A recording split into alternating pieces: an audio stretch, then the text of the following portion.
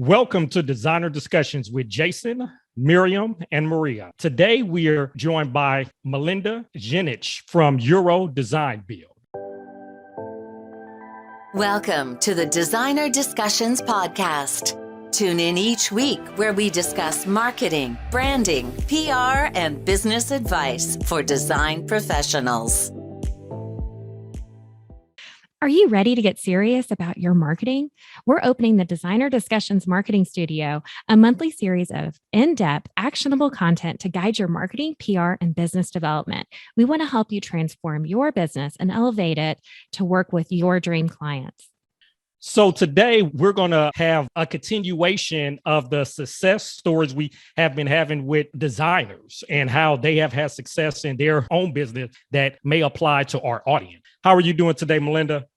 I'm doing absolutely fantastic, Jason. And I have to tell you, you did an amazing job with that, pronouncing that last name. So I'm impressed, buddy. I was practicing it. Good for you. I was wondering how you were going to do that. I'm like, oh my God, here it goes.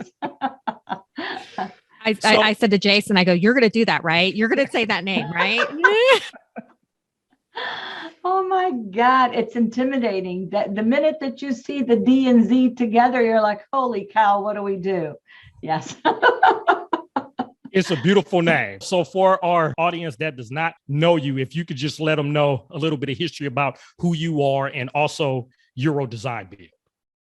It would be my pleasure, Jason. So Melinda Dzinic, and I am the co-founder and CEO of Euro Design Build. Euro Design Build is a residential kitchen and bathroom specialty company that actually decided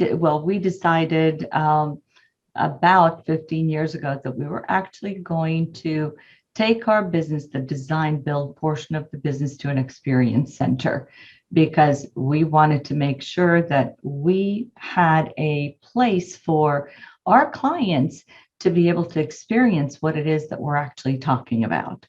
So we are not open to the public, but we are open to the trade, and we're open to the actual design our clients that we're serving. So, and we have been in business since 1998. It has been quite a journey. It's been an amazing journey. I will tell you, I have a love-hate relationship with this business.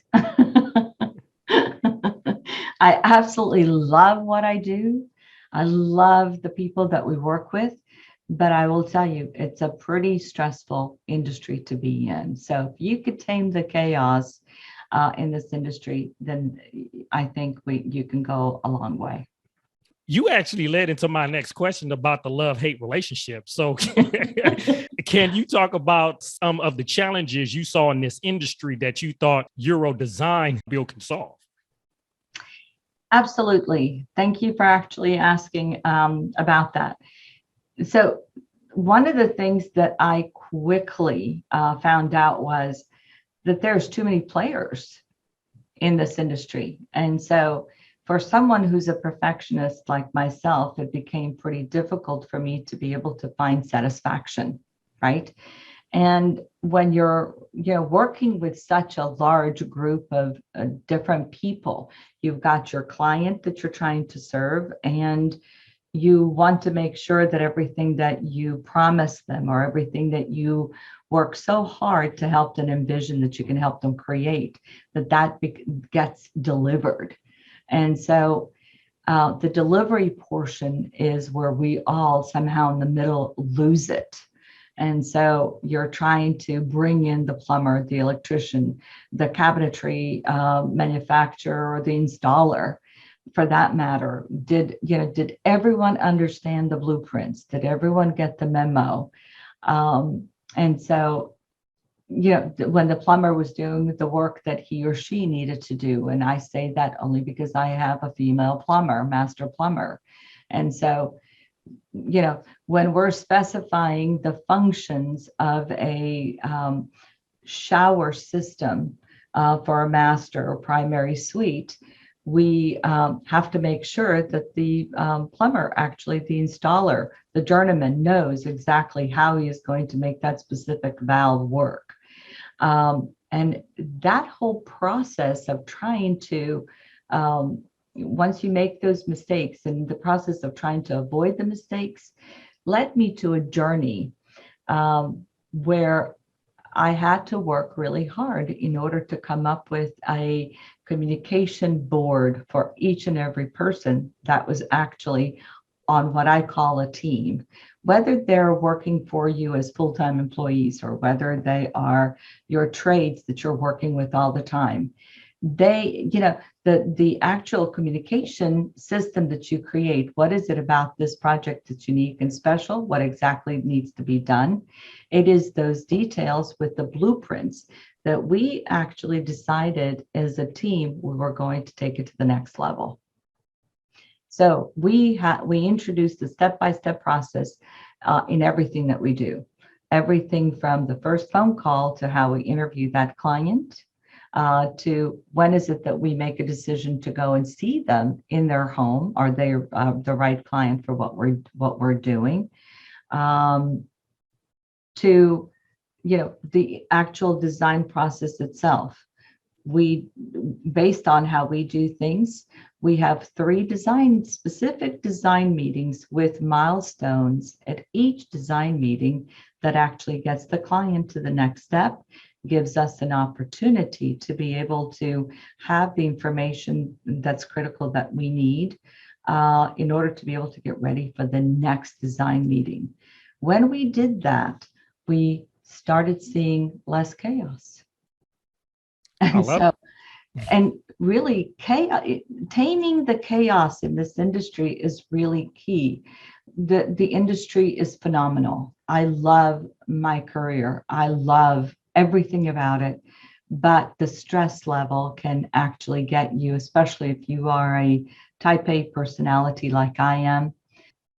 And my entire team is a perfect reflection of me as well. They're all type A too. And so we like to drive the situation. We like to make sure that we show up for success. We like to make sure that we set our team up in the field for success, that they know what they're doing as well. So that's what I saw early on in this industry that I thought was kind of pretty important, that we handle. Otherwise, I was going to go absolutely out of my mind or to an early grave. I'm glad that didn't happen. And Thank I love you. the process. I love the process. So on the side of the challenges, and what are some of the obstacles you may have had in growing the business? Growing the business. That's actually a really good question. Thank you for asking that. Growing the business was back then, I think, was a little bit easier than what it is today, believe it or not, because House.com was a completely different platform. Okay. And so it was a platform where House served the designers and the contractors within the industry. And they offered a wonderful tool for the end user to kind of go and search and see if they could find their right company, whether it's design build or whether it is a company that's actually led by a designer and she or he has a team of professionals that they always work with, that gives them the opportunity to create the success that they want for their clients. That was an easy platform, and I used to get probably 1 to 4 phone calls from an already I don't want to say established, pre-qualified client that would literally call and say, hey, I found you on House. I went to your website.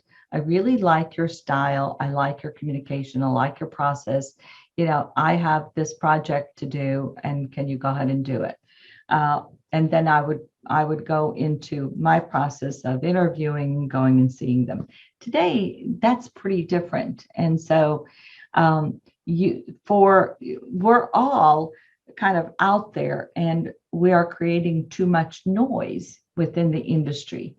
Too much noise means we're all shouting loudly what different things are for the client, and they're confused. They no longer know who to listen to, who not to listen to. I think it's critical that the designers today become a little bit more focused when they choose to hire a marketing company that's going to help them with their marketing solutions, that marketing company speaks the same language, so that we're no longer just creating noise. We should be creating solutions, or giving solutions to clients to problems that they may already have. That is when they're going to listen to what we're having to say. Most of us never wake up one morning and say, good God, I want to go ahead and spend $100,000 on a new kitchen just because, or I'm going to spend, as it is today, for $40,000 on new appliances. They have to have a pain that gets to a point where it's so bad they can't take it anymore, that they say, whatever it takes, I want it done right. And so back then, I literally had to find many different ways to go introduce myself to a community. And so whenever I was blessed with the opportunity to work in the right neighborhood, one of the things that I used to do back then was literally send out within the next, 1 block or 2 blocks in the surrounding area, people that would actually walk. I would introduce myself, and I would actually, go and put a letter introducing who we are, asking for them to simply let us know if they see anything that's too noisy, or if our team creates a disturbance, whether it's with traffic or anything.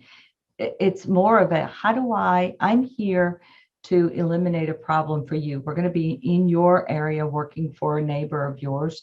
We'll be here for the next 6 to 8 weeks. We know the noise is going to get loud. We know you're going to see a lot of trucks go in and out. This is going to be difficult. You can expect to see the following things happening from this hour to this hour. And if this doesn't work well for you, please reach out to me. Let me know what that is, and I will see if we could redirect our schedule. Enough with the challenges and the obstacles. Let's talk on the positive side. So Okay.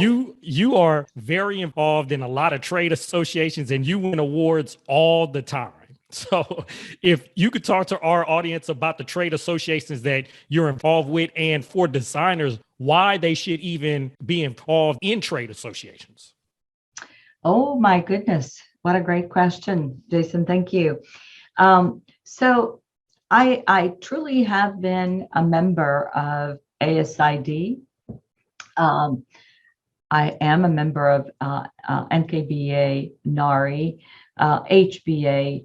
And one of the things that I found out pretty quickly right at the beginning is a female in an industry that's male dominated, it became very difficult to gain respect. Okay. And so for me, HBA became a little bit more difficult because they're a little bit more of the old boys, good old boys. Where I found a home and people that actually embraced who we were and wanted to find out what is it that we do and how they can come and help were the people that are members of NKBA. Huge. If your specialty is kitchens and bathrooms, you've got to be a member of NKBA. And then oddly enough, the same members that are at NKBA are also in many cases NARI members.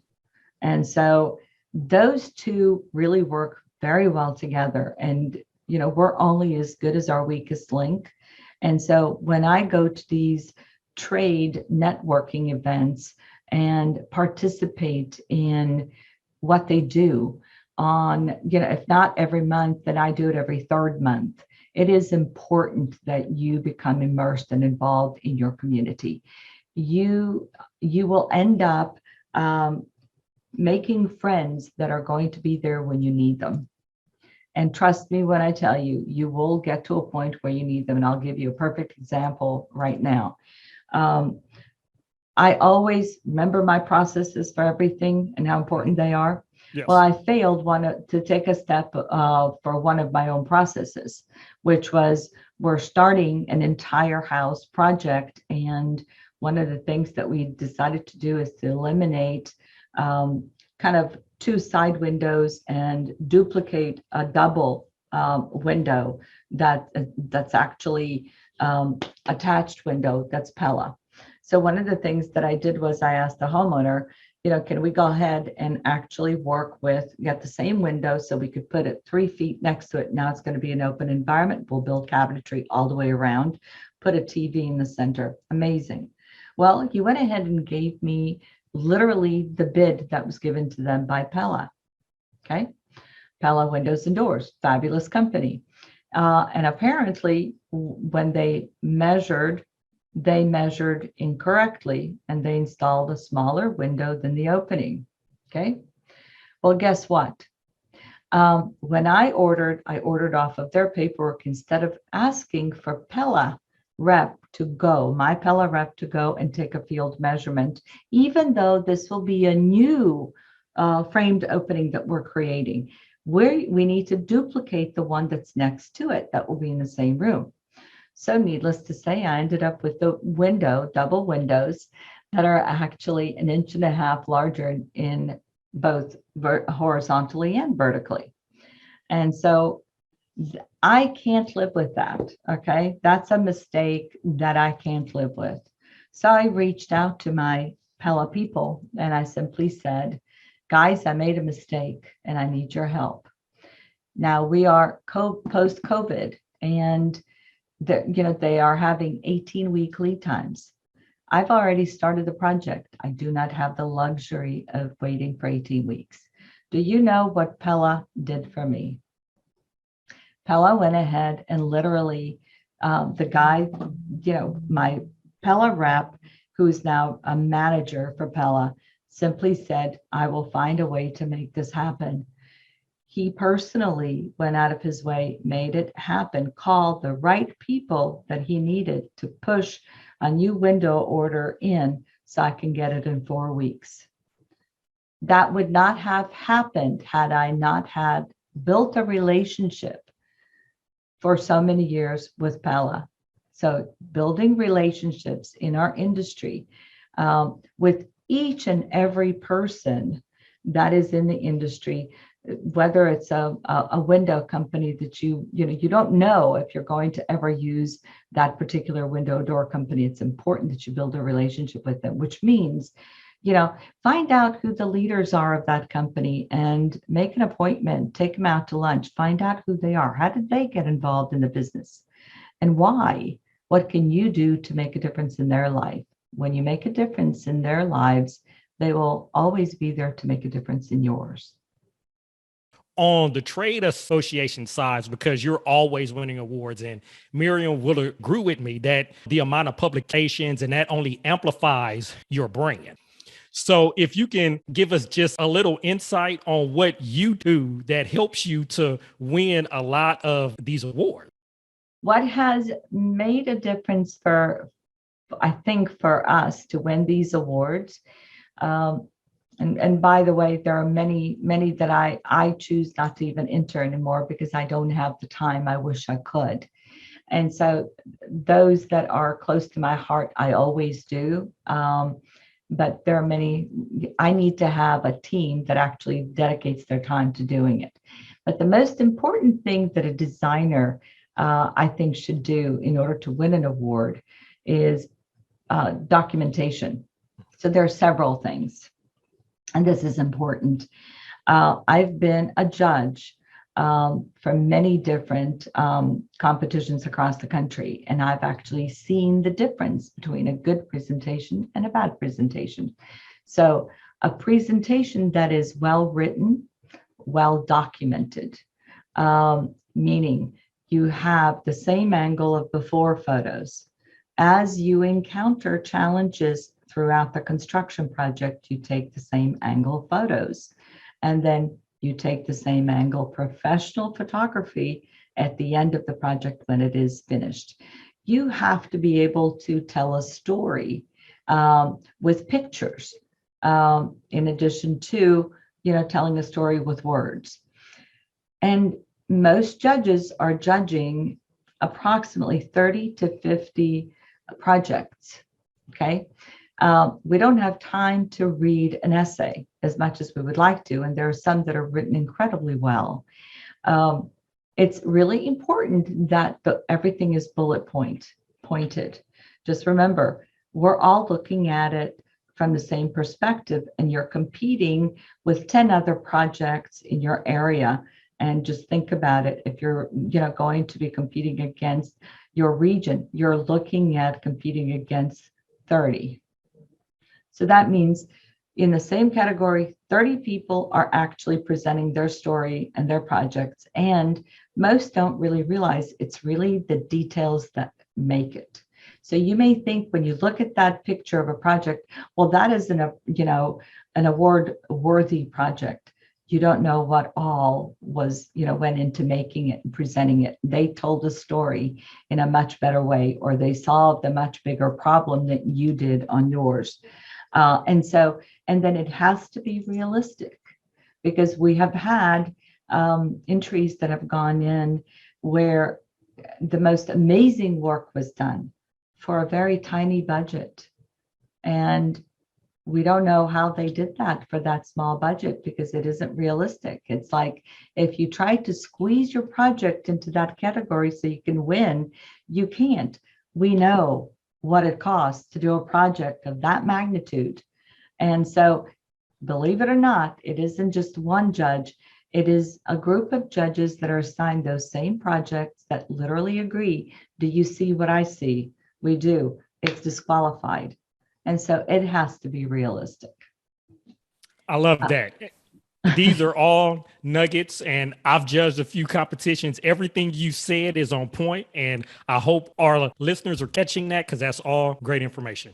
I do have a question, actually, because I'm always I'm a big supporter of obviously applying for awards, because it helps with exposure, it can help with PR, it has all the good things. So when you said there's a few that you really value, like, to name names, it's like, what are the awards that you think are really valuable for a business to participate in? So the awards that are really valuable are going to be kitchens of a particular category. And everything that we do, let's say NKBA is square footage and pricing. NARI is about price point category. And so when we are in the industry and we're working, is it a kitchen that's going to be $75,000 to $100,000? And so that's what you're really competing with. What's the difference going to be in that $25,000? And believe it or not, most of the kitchens that you're looking at in a category from 75 to 100, there really are right under 100,000. And so when we are looking at a kitchen that's 75,600, let's say, we're looking to see what value did that particular category, that designer with their construction team actually deliver. And many times it wasn't the price that got you to that next point. It was really the ingenious way something was actually overcome or created. So price points are, the category. Bathrooms are really big. All of us have a kitchen, all of us have a bathroom. And in all honesty, that is the sweet spot for any designer.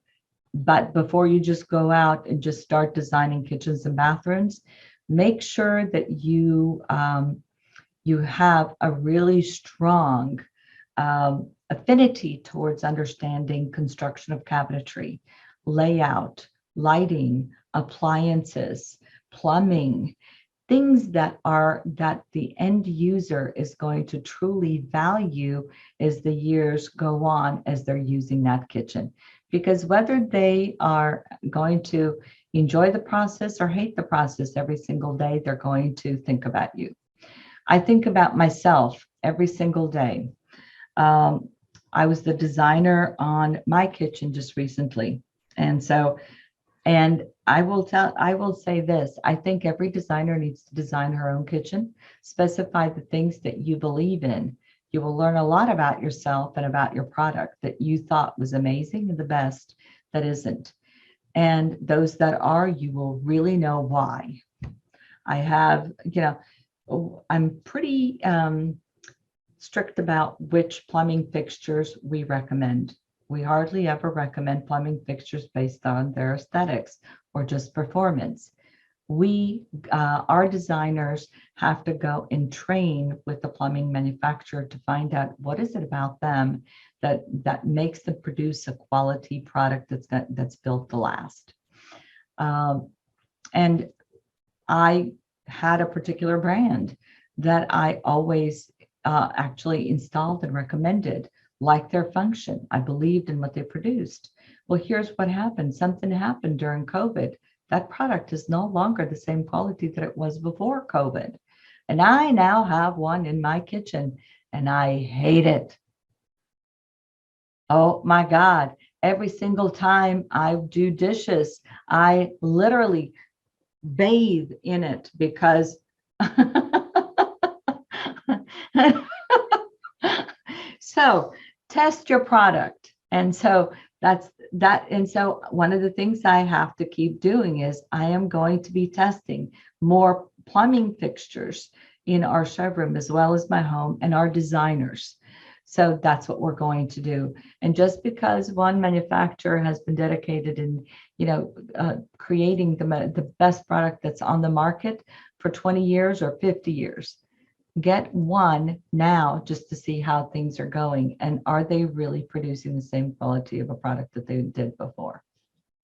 I think it's very good information. Since I have some background with plumbing manufacturing, I completely understand what you're saying. So, but I think what you said too is like for you in terms of the awards that you apply for, it's usually the trade association awards that you're part of. And I think that's not always something that's top of mind for designers. And it's really good for everybody to know that is very valuable for your business. So thank you for sharing that. That is very, very valuable. Where ASID does the design competition, and they also, you're looking at the design of it, and that's incredibly valuable if you want to establish yourself as a leading designer. For me, it was much more meaningful to establish myself as a design build firm specializing in kitchens and bathrooms. Once I figured that out, then it became pretty easy for me to kind of go into that direction because I wanted my end user to associate themselves, not just with the design, but with the quality of the work they're going to get. So that's me. Good question. Thank you for asking. Melinda, I just wanted to comment on how wonderful it is that you look at not just marketing as something to serve your business, but through the act of serving others, you execute perfection in marketing for your own business. And just that story of going out and reaching out to the neighbors in those elite neighborhoods that you're already working in and leaving them a note saying, I am not just serving this one house down the street, but I will serve all of you through the acts that I'm doing now. And you can see as my project is going that I'm doing an excellent job. And then they see that evidence and then they know that you truly are a wonderful service provider for their area. And just the way that you put that together was perfection. I mean, that is like the Ferrari of marketing. It was just excellent. And I just want to say, wow, thank you for sharing that with us. Absolutely. My pleasure. Thank you so much. I appreciate you saying that. One thing I want to comment on that I don't hear a lot from designers is what you say all the time, built to last. I don't hear that a lot. I hear about quality, I hear about the look, I hear about the feel, I hear about aesthetics. I don't hear a lot about built to last. And that's very important. You'll hear that from a lot of people in Europe and the manufacturers there, but you don't hear that a lot from, the manufacturers here in the States. And that's vital. And that's one of the things, honestly, that sets you apart. You didn't really touch on that, but if you could touch a little bit on that, I think that'll be good for our audience to hear as well. Thank you for asking that question. I think that's pretty important, Jason. When we have a client that comes to us and says, that they've got a budget of 100 or 150 or 50, it doesn't really matter how much. We as designers have to think about what's the best way to spend that money for them, because not very many people have the luxury of spending 150,000. And so I am one of those people that simply says, is it even feasible to accomplish a quality project using quality products that we can trust to last? Because whether they're looking at this, whether they're going to live there for 5 years or 20, it doesn't really matter. The quality that you put into the products that you specify and you guide and nurture through the installation is going to have to last and serve that family for X number of years. And everything that we do, I want to make sure that it isn't something that's disposable. And so our team goes out and does a whole lot of research on the products that we recommend. And if we're recommending it, then it is, Euro quality, Euro standard quality. And that is something that our clients appreciate, because they know, when we design a space, it's more than aesthetics. Materials, as a matter of fact, when we meet a client, the first thing they want to talk about is, oh, I want this white kitchen with this white countertop. I'm looking, they're talking about the materials themselves. However, they don't know what material is the best one and the most durable one for a kitchen, considering how they're going to cook. Are they going to use it? Which appliances are the ones that are going to serve them for years to come? Long gone are the days when Kenmores were built, to last 30 years. Okay. Most everything today is, designed and built to last 3 to 7 years, unfortunately. Okay. And so it breaks my heart to think that someone is going to have to spend $100,000 in 7 years to redo the whole thing again. And so I believe thinking about the layout of the space, designing it for a purpose to be done and for a family to kind of live, and grow up and build memories and relationships. And then once you have that layout nailed down with your client, and it is going to serve them for the way they want to live, then go ahead and figure out what is going to be the best product that you can go ahead and specify that's going to be there 50 years from today. And guess what? Whether you choose to do something specifying poor quality or the best quality, your weakest link, you will be remembered by your weakest link. And so I always say, we're not bulletproof. What is our weakest link going to be on this project? There will be something. And so it's not that we're not going to ever make it. Trust me, we make mistakes. It's how we choose to handle those mistakes that sets us apart from the rest. So true. So you talked a little earlier about it's harder to market now and to grow now than in the past. So for some of our newer designers that are listening, what would you tell yourself if you were new in the design game now? What will help you grow? If I was starting out, if this was, let's say, 25 years ago, and I was starting out and I didn't know what exactly to do, I would first find out what is it that I personally really wanted to accomplish with my business. And then I would want to see if I could find a company that aligned itself to speak the language that I'm speaking in order to reach that clientele. Now, there are many different factors in marketing, and there is no one simple formula. Okay, the ingredients to success is you need to go ahead and touch the client on every aspect. You need to have a really good website. You need to, for that website to be found and discovered, you're going to have a team of experts that specialize in SEO work, search engine optimization, a team that speaks your language that will help you get out there and be noticed. Someone like Miriam, who is going to, know how to help you get noticed when you do win an award. Okay, communicate that to the public that needs to hear it. The other is, print media, that isn't out. It's not out, and you need to make a decision. What is your budget? What are you going to be able to afford to do that? What is your market? And so it's a combination of everything. Social media is another venue that you can go ahead and use, but it has to be consistent. It has to be the right language that you're speaking to reach your target audience.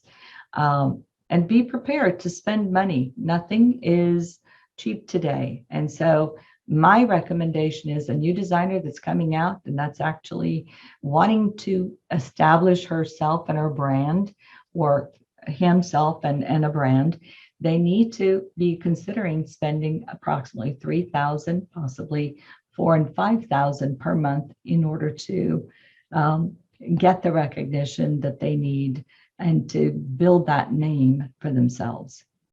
We appreciate your time today, Melinda. So if anybody on our audience wants to get in contact with you, how do they do so? The best way to get in touch with me would be, and I'm a little old-fashioned, so please forgive me. Yes, the phone call is the best way. So call my office, speak with Andrea, and get on my schedule, because I would love to have one-on-one with anybody that has any questions, whether that is on a Zoom call or an actual phone call. Feel free to go ahead and email me at melinda@eurodesignbuild.com. I welcome any questions, and I welcome the opportunity to actually help anyone who would like to actually take their business to the next level, or who is starting out. My goal at this point in my life is to be the best mentor I can to others who are in this industry. Just because I had to pay the horrific price of learning, they don't have to. Love that. Love that. Well, we appreciate your time, and we hope to see everybody here next week on Designer Discussions. Wonderful. Thank you so much for having me. It was such a pleasure. Take care. Are you ready to get serious about your marketing? We're opening the Designer Discussions Marketing Studio, a monthly series of in-depth, actionable content to guide your marketing, PR, and business development. We want to help you transform your business and elevate it to work with your dream clients. We hope you enjoyed this episode of Designer Discussions. What was your takeaway? Care to share your thoughts and tag Jason, Maria, and Miriam on social media? You can find them on all platforms at designerdiscussions.com. Don't forget to like, subscribe, and leave a review or comment for this episode from wherever you are listening.